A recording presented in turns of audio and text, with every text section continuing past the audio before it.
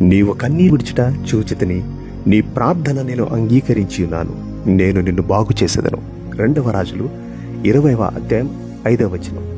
కన్నీళ్లు కళ్ళకు చప్పగా, నాలుకకు ఉప్పగా, గుండెకు బరువుగా, ఎదుటి వారికి లోకువుగా, నలుగురికి నవ్వుగా, మనసుకి భారంగా ఉంటాయి.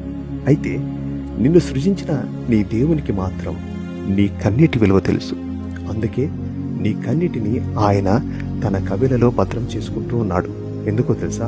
నీ పరిస్థితులను మార్చడం కోసం, సమాధానకరములైన మార్గాలలో నడిపించడం కోసం, స్వస్థత, ధైర్యం, జీవం అనుగ్రహించడం కోసం, నీ కన్నీటిని ఆనంద బాష్పాలుగా, నీ దుఃఖమును సంతోషంగా మార్చడం కోసం నమ్మికతో ఆయన కృపాసనెద్దకు చేరు. అద్భుతాలను చవిచూడు. దేవుని బలమైన పాత్రగా వాడబడు. అందుకు పరిశుద్ధాత్మ దేవుడు నీకు సహాయం చేయనుగాక. ఆమెన్.